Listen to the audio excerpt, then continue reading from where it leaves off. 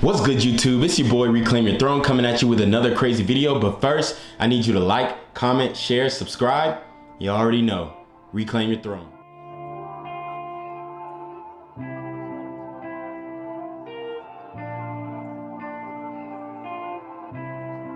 Raspa Beats.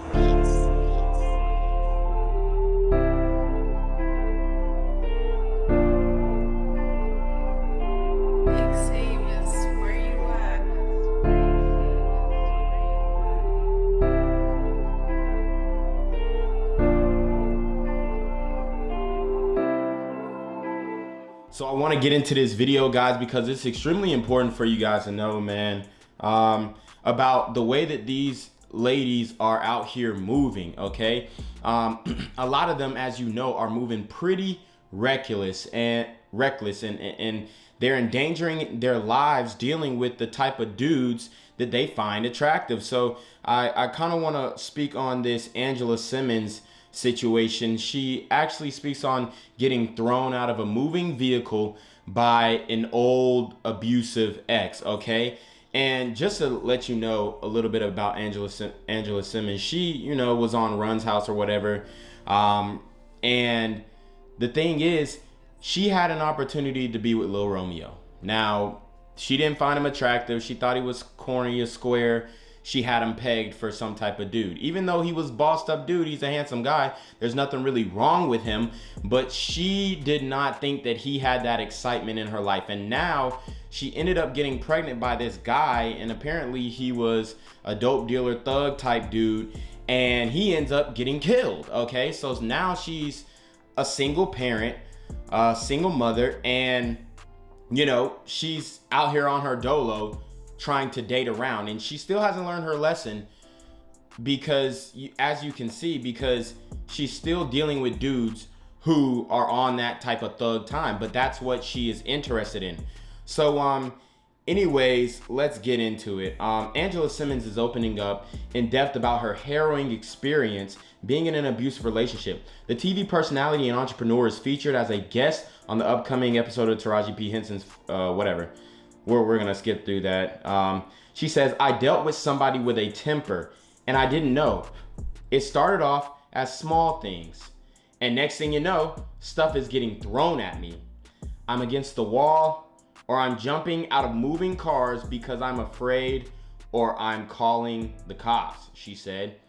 I never thought in a million years I was going to be that person. When I was going through it, it was like, this is insane. And at the same time, you're not wanting to tell no one around you because you're in a relationship with that person and you don't want them to be judged in a weird way. You're still guarding them, but going through it yourself. So, you know, I can understand this phenomenon, especially for a woman, right? But when you see a concerning sign of violence or anger, you got to get on like that. And see, a lot of women allow their emotions to keep them sucked into that relationship when they see full signs that this guy is not a good person, okay? Forget what he's doing for you in bed. Forget what he, you know, has done for you in the past, how he makes you feel. Is he a good person, okay?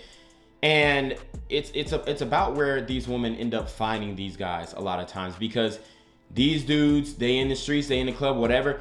She sees him living a certain type of life and she was attracted to that, okay? And these guys tend to be violent and abusive, and they put their hands on people because that's how they are brought up, and they believe that they are in the right when they do this, okay? They believe that they are the ones who are victims. They believe that they were provoked, okay?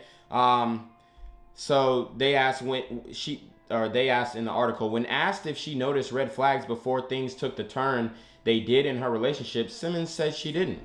No, I think because you're so in love and it's fun, that's what it's about.